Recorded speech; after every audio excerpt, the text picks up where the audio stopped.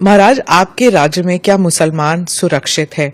क्योंकि आए दिन सनातन की बात होती है। आप योगी हैं, मुख्यमंत्री हैं, महाराज हैं, क्या हैं आप फिर? मैं एक सामान्य नागरिक हूं, उत्तर प्रदेश का एक नागरिक हूं, और एक नागरिक में एक योगी हूं जो सबके सुख और सबके निरोगता की कामना करता है, सबका साथ और सबके विकास के मंत्र पर विश्वास करता है, और उसी भाव के साथ हम लोग कार्य भी करते हैं। आप मुझे बताइए, दुनिया की सबसे प्राचीनतम धर्म और संस्कृति है सनातन धर्म। उसके नाम से ही आप अंदाजा लगा सकते हैं। दुनिया की कोई जाति, मत और मजहब नहीं है जिसको उसकी विपत्ति के समय सनातन धर्मावलंबियों ने शरण न दी हो, उसके संरक्षण के लिए उसको हर प्रकार से फलने फूलने के लिए अवसर न प्रदान किया हो। लेकिन बदले में उसे मिला क्या? बदले में मिला क्या? और दुनिया के अंदर कोई उदाहरण नहीं, कोई उदाहरण नहीं कि कहीं भी हिंदू राजाओं ने दुनिया के अंदर कहीं भी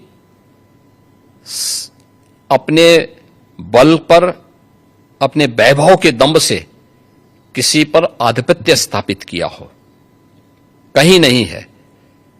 देखिए उदाहरण, अयम निज परोवेति गणना लघु चेतसाम उदार चरितानाम तो सुधेव कुटुंबकम, इस सनातन वाक्य है। दुनिया के अंदर कोई बोलता है? दुनिया के अंदर किसी ने इसका आचरण किया? कोई नहीं किया। सब तो हड़पना चाहते हैं। यानी यह अपना है या पराया है, भेदभाव छोटी संकुचित बुद्धि के लोग करते हैं। उदार चरित्र के लोगों के लिए तो पूरी दुनिया ही एक परिवार है।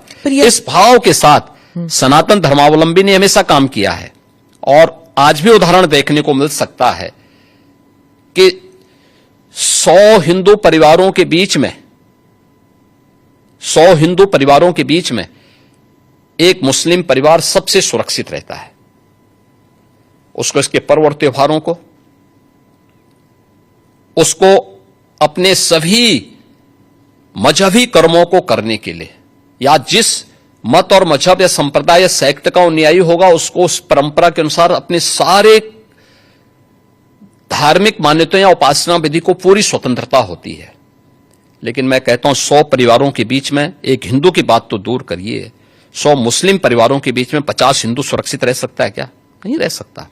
अब बांग्लादेश आपके सामने उदाहरण है, इससे पहले पाकिस्तान उदाहरण था, अफगानिस्तान में क्या हुआ था। ये चीजें दिखाती हैं, और होशियारी यही है कि कहीं धुआं उड़ रहा हो या किसी को ठोकर लग रही हो तो हमें ठोकर लगे इससे पहले हम संभल जाएं। तो वही संभलने के लिए बोला जाता है। हम तो सबके बीच सबको समान भाव से देख रहे हैं। उत्तर प्रदेश में मुसलमान सबसे ज्यादा सुरक्षित है, सबसे ज्यादा सुरक्षित है। अगर हिंदू सुरक्षित है तो वह भी सुरक्षित है। अगर दंगे यहां यूपी में होते थे जो 2017 के पहले, अगर हिंदू की दुकान जलती थी तो मुसलमान की भी जलती थी, हिंदू का घर जलता था तो मुसलमान की भी जलती थी। और 17 के बाद से दंगे बंद हुए। अगर हिंदू सुरक्षित है तो मुसलमान भी सुरक्षित है। और दूसरा जो मैंने कहा कि इतिहास में कोई उदाहरण नहीं बता सकता कि अपने बल से, अपने वैभव से किसी हिंदू राजा ने किसी देश पर जबरन कब्जा किया हो, कभी नहीं। इतिहास इसका उदाहरण है, आप उठा के देख सकते हैं। भगवान राम लंका में गए और लंका में रावण पर विजय प्राप्त करके लक्ष्मण को वहां के वैभव को देख के थोड़ा मोहित हुए। भगवान राम ने कहा, नहीं लक्ष्मण,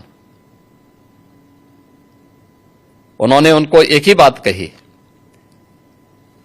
और मुझे लगता है कि आज की पीढ़ी के लिए बहुत प्रेरणादायी है जो उन्होंने उस समय कही थी। लक्ष्मण जी को जो प्रेरणा, जो निर्देश भगवान राम दे रहे हैं लंका के बारे में, अपि स्वर्णमयी लंका नमे लक्ष्मण रोचते जननी जन्म भूमिस्य स्वर्गादपि गरीयसी। कि अपनी। लक्ष्मण, लंका भले ही सोने की क्यों न हो, लेकिन याद रखना ये मुझे रुचिकर नहीं लगती, मेरी रुचि का नहीं है। मेरा काम था माता सीता को दुरात्मा रावण से मुक्त करना, वो मैंने कर लिया है। अब हमें यहां से निकलना है, क्योंकि जिस मां ने जन्म दिया है और जहां हमने जन्म लिया है उससे बढ़कर के दूसरा कोई भी, स्वर्ग से बढ़कर के उपभोग दूसरा हो ही नहीं सकता, इससे बढ़कर के उपभोग हो ही नहीं सकता है, चाहे वो स्वर्ग ही क्यों ना हो। और इसलिए हम यहां नहीं करेंगे। ये उदाहरण मैं इसलिए दे रहा हूं जिसलिए जो सनातन धर्म पर प्रहार करते हैं उनकी आंखें खुले, वो देखें। उदाहरण हमारे सामने पर्याप्त हैं और ऐसे अनेक उदाहरण आपको समय समय पर मिलेंगे।